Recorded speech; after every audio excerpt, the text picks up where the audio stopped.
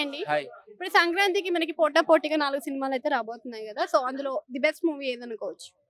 Biggest movie I think నాకు తెలిసి 'గుంటూరు కారమే' కావచ్చు. ఎందుకంటే ఆల్రెడీ మనం ప్రమోషన్స్ విధంగా చూసుకున్నా 'దిల్ రాజు' గారు ఆల్రెడీ అన్ని థియేటర్‌లకు ఇచ్చేసారని చెప్పి, కొన్ని సినిమాలకు థియేటర్‌లో దొరకలేదని చెప్పడం 'నా సామిరంగ' గాని, 'సైంధవ్' గాని, 'హనుమాన్' గాని నాకు తెలిసి 'గుంటూరు కారమే' మంచిగా హిట్ అవుతదని నేను అనుకుంటాను. అంటే ఇప్పుడు 'హనుమాన్‌ని' చూసుకున్నట్టయితే 'హనుమాన్' చిన్న హీరో తొక్కేస్తున్నారు అని కొంతమంది మాట్లాడుతున్నారు. మరి దానిపైన మీ అభిప్రాయం? ఇండస్ట్రీలో ఒకరిని తొక్కడం, ఒకరిని అలా లేపడం అంటే ఏమి ఉండదండి. సినిమా బావుందంటే ఇప్పుడు ఇంతకుముందు గూడా 'బేబీ' సినిమా ఆ అబ్బాయి అంతగా మంచి ఫేమ్ ఉన్న వ్యక్తి అయితే గాదు. ఆ టైంలోనే మనకు 'బోళా శంకర్' వచ్చింది. మళ్ళీ 'పవన్ కళ్యాణ్' గారిది 'బ్రో' గూడా వచ్చింది.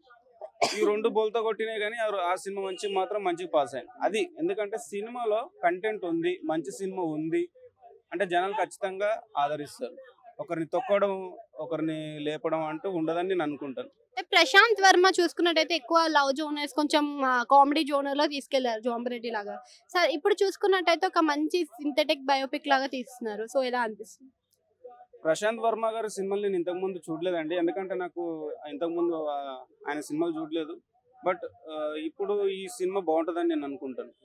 అంటే మనకి లాస్ట్ టైమ్ 'ఆదిపురుష్' ఎఫెక్ట్ ఏమన్నా దీని మీద పడుతుంది అనుకోవచ్చా గ్రాఫిక్స్ విషయంలో? ఏముండదండి. 'ఆదిపురుష్' 'ఆదిపురుషే'. ఇప్పుడు ప్రతి లైఫ్‌లో గూడా గెలుపోటములు కామన్. ప్రతి సినిమా ఇండస్ట్రీలో గూడా ప్రతి హీరోకి ఫ్లాప్ అనేది కామన్. హిట్ వచ్చినప్పుడు పొంగిపోకుండా, ఫ్లాప్ వచ్చినప్పుడు కృంగిపోకుండా ఉండడమే సినిమా ఇండస్ట్రీ. ఆ ఎఫెక్ట్ ఇప్పుడు ఉండదని నేను అనుకుంటాను.